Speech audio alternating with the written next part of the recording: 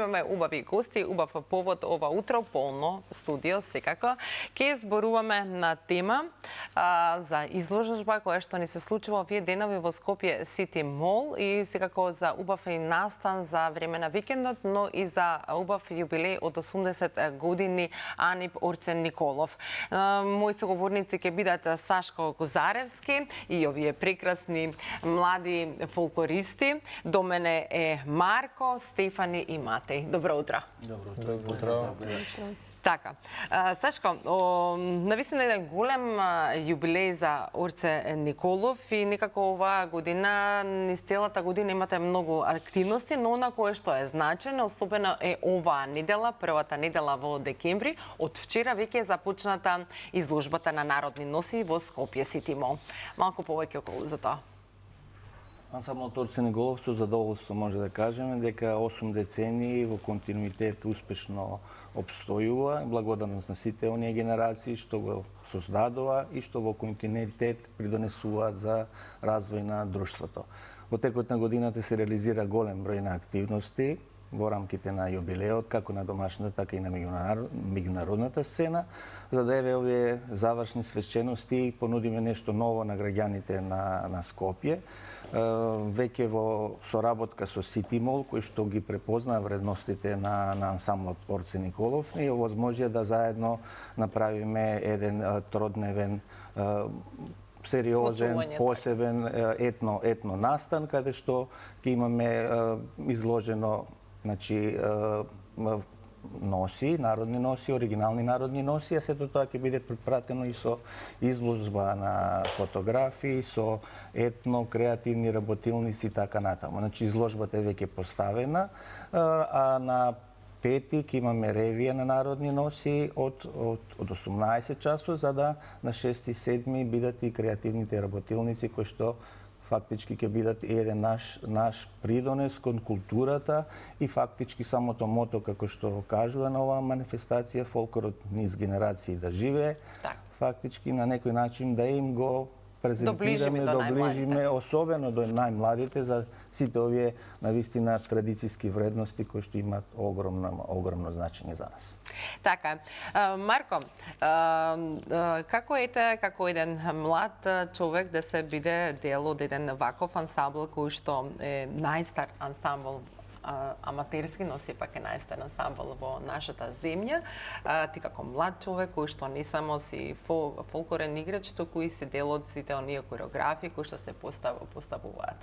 Па секако на моите млади 22 години се чувствувам особена чест како и одговорност за да се биде кореограф или уметнички раководител на толку голем ансамбл како што е ансамблот Орце Николов. Верувам дека ти е чест и задоволство. Какви коментари те добиваш можеби од твоите врсници? Затоа што фолклора, да речеме, можеби не е толку популарен, условно кажан, можеби повеќе сакаат да се занимаваат со некој друг спорт, други активности, други хобија? Па секогаш ќе има и позитивни како и негативни коментари од страна, меѓутоа верувам дека моите колеги со кои го соработувам и на факултет, како и на повеќе други места, дека се особено горди на мене. Така, да, верувам. Стефани, добро утро за тебе. Еве, денеска каква носија ни носиш ти? Добро утро, благодарам за поканата. Денеска ви представуваме носијата од Скопскиот предел.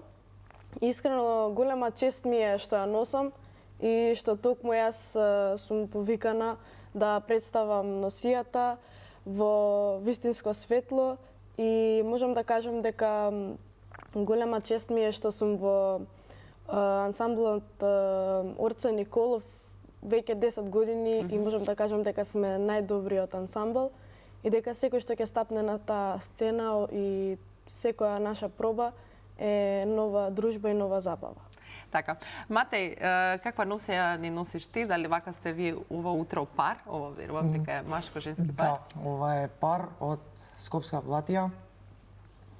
И искрено јас сум многу горд што сум дел од 80 години на Орце Николов. Јас сум 4 години во овој ансамбл. се чувствувам многу добро. Така. Дека сум дел, имав солистички точки на првиот концерт. Тешко ли е да се научите македонскиот фолклор? Не е тешко ако се сака. Да. Што е она кое што ти е нешто најубаво кога одиш на тие проби или пак турнеите се она кое што најповеќе ве привлекува да останете и понатаму фолклорни играчи? Па најубавото е дружбата што имаме Така. на пробите, на турнеите. Така да тоа е најубавото нешто. Мислам дека тие пријателства траат многу долго, Сашко, ти ќе се сложиш со мене, затоа што Урце Николов е особено познат не само по новите генерации и новите ансамбли кои што ги има, но тоа и дека доста од ветераните се вклучуваат во сите оние активности кои што ансамблот ги има. Па така да и на првиот концерт во оваа година во март беше заеднички со ветераните, потоа на Скопското лето настапот и еве сега како заокружување едно на 14 декември во Опера и балет го имаме јубилејниот концерт 80 години на Урце Николов. Па секако. Како што мотото рековме на оваа ревија да фолклорот низ генерациите живее, тој живее.